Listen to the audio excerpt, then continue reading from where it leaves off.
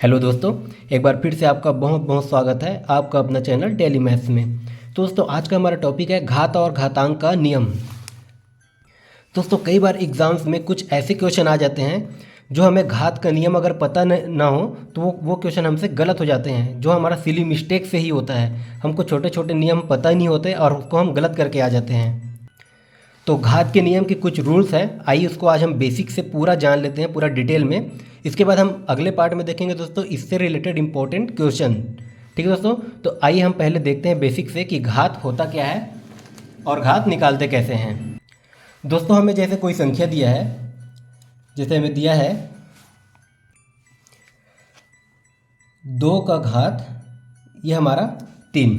ठीक है दोस्तों, ये हमें जैसे दिया है तो ये इसमें हम 2 को क्या बोलते हैं, ये हमारा होता है आधार, ये 2 हमारा होता है आधार। और जो यहाँ पर होता है दोस्तों उसको हम क्या बोलते हैं, इसको हम बोलते हैं पावर या फिर घात।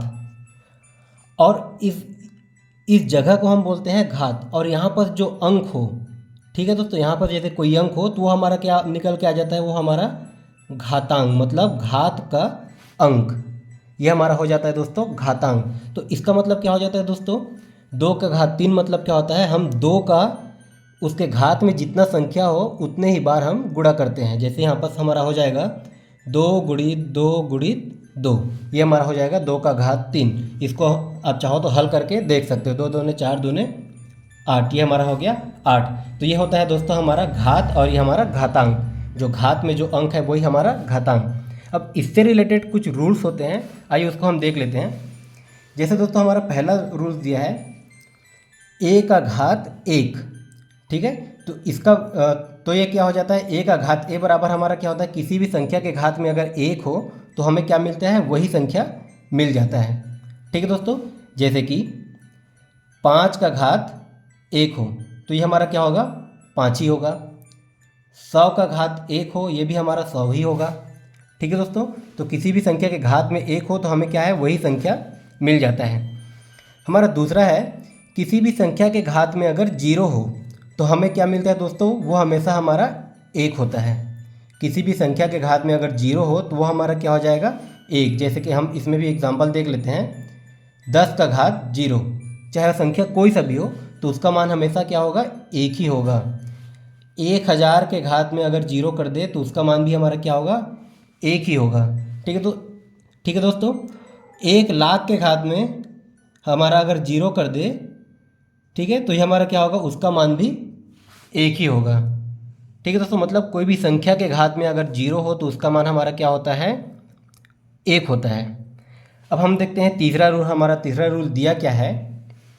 जैसे हमें दिया हो a गुणित a गुणित a गुणित a गुणित a, तो इसका बराबर हमारा क्या हो जाएगा दोस्तों, a का घात 5।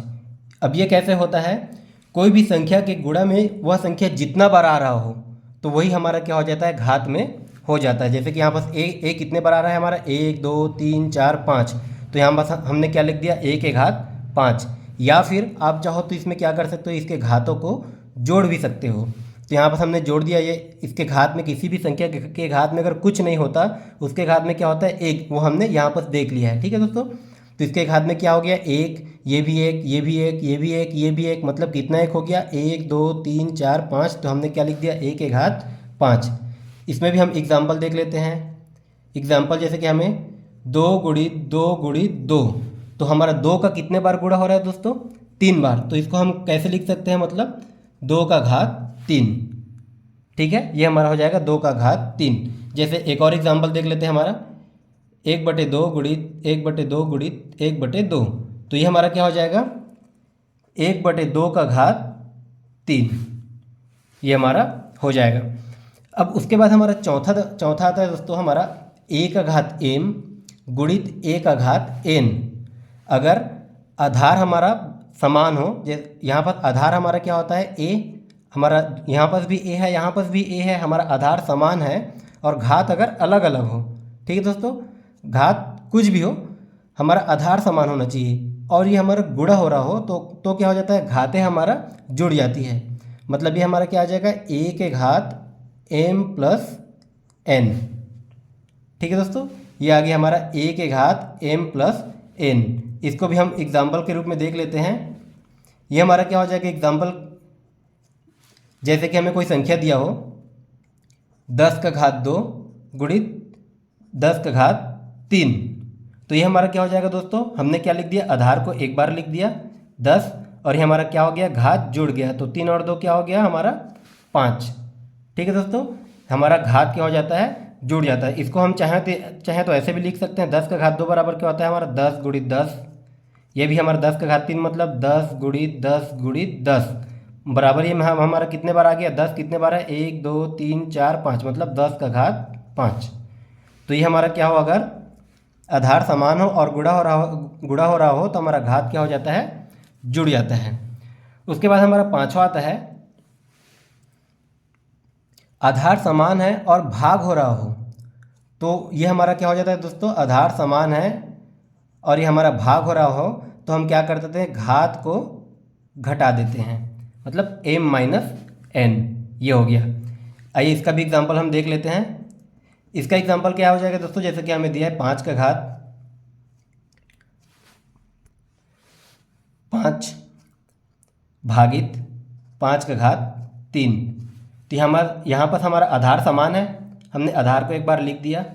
अब यहाँ पर क्या है, घात को हम क्या कर देंगे, m माइनस n मतलब 5 माइनस 3 मतलब 5 माइनस 3, तो ये हमारा क्या आ जाएगा 5 का घात 2। इसमें एक ऐसा दे देता है जैसे 5 का घात 5 बटे 5 का घात 3, तो आप इसमें कन्फ्यूज मत होइएगा, ये भी हमारा सेम है और ये भी हमारा सेम है, तो इसको भी हम लिख सकते हैं 5 का घात 5 माइनस 3। ठीक है दोस्तों, यहाँ तक समझ में आ गया। आइए इसी में हमारा अगला है a का घात m और पूरे का घात n है, तो यहाँ पर क्या है दोस्तों, अगर ब्रैकेट में हो, यहाँ बस ब्रैकेट का मतलब क्या होता है हमारा गुणा, ब्रैकेट है मतलब गुणा, लेकिन यहाँ पर गुणा किसका हो रहा है, हमारा घात का ही गुणा होगा हमेशा, तो ये हमारा क्या हो जाएगा दोस्तों, a का घात m गुणित n, क्या हो जाएगा हमारा a का घात m गुणित n। जैसे कि एग्जाम्पल के लिए हम देख लेते हैं, ये हमारा हो जाएगा 10 का घात 3 पूरे का घात 4 हो, तो ये हमारा क्या हो जाएगा, मतलब पावर का और पावर हो तो हमारा इसमें क्या हो जाता है, घात आपस में गुणा हो जाता है, तो ये क्या हो जाएगा हमारा 10 का घात 3 गुणित 4 मतलब 10 का घात क्या हो जाएगा दोस्तों हमारे 12। ठीक है, इसी में अब हमारा सातवां आता है, यहाँ पर हमारा दिया है a बटे b पूरे का पावर n, तो ये हमारा क्या हो जाएगा, ये हमारा a का पावर भी n होगा बटे b के पावर भी n हो जाएगा। ठीक है दोस्तों, इसमें भी जैसे हम एग्जांपल देख लेते हैं, तो जैसे हमें दिया है 2 बटे 3 पूरे का घात 4, तो ये हमारा क्या होगा, इसको हम 2 का घात 4 भी लिख सकते हैं और ये हमारा 3 का घात 4 भी लिख सकते हैं, आप चाहो तो इसको आगे और बना सकते हो। ये हमारा हो गया 7। अब हमारा 8वां दिया है a गुणित b पूरे का पावर हमारा n, तो ये हमारा क्या हो जाएगा दोस्तों, a का घात n गुणित b का घात n। जैसे एग्जांपल के लिए हम देख लेते हैं, 6 गुणित 7 पूरे के घात में अगर हमें 3 दिया हो तो हो जाएगा हमारा 6 के घात में भी 3 गुणित 7 के घात में भी हमारा 3। ठीक है दोस्तों, अब हमारा 9वां दिया हुआ है a का घात x बराबर अगर हमें b दिया हो, तो ये हमारा क्या हो जाएगा, a बराबर b का घात 1 बटे x, हम पावर को इस साइड पक्षांतर कर देते हैं, पावर का पक्षांतर कर देते हैं। अब इसका एग्जांपल हम देख लेते हैं, जैसे कि हमें दिया हो a का घात 2 बराबर 16। ठीक है दोस्तों, तो हम घात का पक्षांतर करके देखते हैं, तो ये हमारा हो जाएगा a बराबर 16 का घात 1 बटे 2, a बराबर 16 का घात 1 बटे 2। इसको हम इस प्रकार से भी लिख सकते हैं, किसी के घात में अगर 1 बटे 2 हो तो हमारा क्या हो जाता है, वो वर्गमूल 16। ठीक है, ये हमारा हो जाएगा वर्गमूल 16। मतलब इस वर्गमूल का मतलब क्या होता है, वर्गमूल का मतलब यहाँ पर कुछ नहीं है, मतलब यहाँ पर ऑलरेडी हमारा 2 होता है, तो ये वर्गमूल का मतलब होता है किसी के भी घात में हमारा 1 बटे 2 हो जाता है। ठीक है दोस्तों, आइए वर्ग और वर्गमूल का एक कंसेप्ट देख लेते हैं। जैसे कि कोई भी संख्या है x, ये हमारा वर्गमूल में दिया है। ठीक है, अगर हम वर्गमूल को इस साइड हम पक्षांतर कर देते हैं तो वो क्या हो जाता है, उसी किसी भी संख्या का हमारे ये क्या हो जाता है, घात में चले जाता है, तो हमारा क्या हो जाएगा, इसका वर्ग हो जाएगा। ठीक है दोस्तों, ये हो गया हमारा वर्गमूल वाला, मतलब वर्गमूल का मतलब पावर में हमारा हो जाता है 1/2। अब जैसे हमारा 10 दिया है, a का घात n बराबर b का घात n। यहाँ पर क्या है दोस्तों, हमारा आधार अलग अलग है, तो हमारा क्या हो जाएगा, यहाँ पास हमारा एक को हम m ले लेते हैं, a का घात m बराबर b का घात n, तो ये हमारा क्या हो जाएगा, घात हमेशा हमारा बराबर हो जाएगा, मतलब m बराबर n। ठीक इसी प्रकार हमारा जैसे दे दिया हो a का घात m बराबर a का घात n, यहाँ पर आधार हमारा सेम है लेकिन घातें अलग अलग हैं, तो ये हमारा क्या हो जाएगा दोस्तों, यहाँ पर अगर हमारा आधार अलग हो तो ये हमारा क्या होता है, आधार हमारा बराबर हो जाता है, जैसे a बराबर b। ठीक है दोस्तों, ठीक उसी प्रकार अगर हमारा आधार सेम हो और घात अलग अलग हो तो यहाँ पर क्या हो जाता है, हमारा घातें बराबर हो जाते हैं, जैसे m बराबर n। जैसे एग्जाम्पल के लिए देखते हैं हम, एग्जाम्पल जैसे हमें x का घात 5 हो और ये हमारा क्या हो, x का घात 4 हो। ठीक है, हमारा आधार क्या है दोस्तों, हमारा समान है, घातें अलग अलग है, तो हमारा क्या हो जाएगा, 5 बराबर 4, ऐसा हम लिख सकते हैं। ठीक है, अभी हमारा जैसे दिया है 12वां नंबर, a का घात में -n है, तो माइनस का मतलब क्या होता है दोस्तों, उस संख्या के ये हमारा अपॉन का पावर होता है, बराबर ही हमारा हो जाएगा 1/a का घात n। ठीक है, जैसे हम उदाहरण के लिए देखते हैं, 5 का घात -2 है, तो ये हमारा क्या हो जाएगा, 1/5 का घात 2। ठीक है, या फिर 1/6 का घात 2 है, तो इसको हम क्या लिख सकते हैं, 6 का घात -2, ये हमारा चला जाता है इन्वर्स में। ठीक है, अब हमारा 13वां नंबर है दोस्तों, जैसे -a के घात में अगर हमारा इवन नंबर हो, कोई सम संख्या हो, तो हमारा क्या होगा। ठीक है दोस्तों, तो ये हमारा हो जाएगा, ये हमारा प्लस का, इसके घात में हमारा क्या हो जाएगा, इवन नंबर, मतलब माइनस का अगर हमारा दिया हो और पावर में कोई भी इवन नंबर हो तो हमारा वो प्लस हो जाता है। ये कैसे होता है, जैसे हमारा -a के घात में हमारा 4 है। ठीक है, तो ये हमारा हो जाएगा -a गुणित -a गुणित -a गुणित -a, मतलब माइनस माइनस प्लस, फिर हमारा ये माइनस माइनस प्लस, और ये हमारा प्लस प्लस क्या हो जाता है दोस्तों, हमारा प्लस ही होता है, तो इसको हम लिख सकते हैं हम a का घात 4, तो हमारा प्लस में ही आ गया, तो हमारा क्या हो जाता है, प्लस में उसके पावर में हमारा इवन नंबर ही हो जाता है। ठीक उसी प्रकार -a के पावर में अगर ऑड नंबर हो, कोई सा भी विषम संख्या हो, तो वो हमारा क्या हो जाता है दोस्तों, माइनस में ही आ जाता है, और ये हमारा ऑड नंबर ही हो जाता है। ठीक है, जैसे कि दिया हो हमारा -a का घात 3, तो ये हमारा क्या हो जाएगा, -a गुणित -a गुणित -a, मतलब माइनस माइनस प्लस, और प्लस और माइनस माइनस ही होगा, तो हमारा ये आ जाएगा -a का घात 3। अब यहाँ पर जैसे एक प्लस माइनस का कंसेप्ट अगर आपको समझ नहीं आ रहा हो, तो इसको भी मैं समझा देता हूँ। माइनस का हम माइनस से गुणा करते हैं, तो ये हमारा क्या हो जाता है दोस्तों, प्लस होता है। ठीक है, प्लस का अगर हम प्लस से गुणा करते हैं तो ये भी हमारा प्लस होता है। माइनस का अगर हम प्लस से गुणा करते हैं तो ये हमारा क्या हो जाता है, माइनस होता है।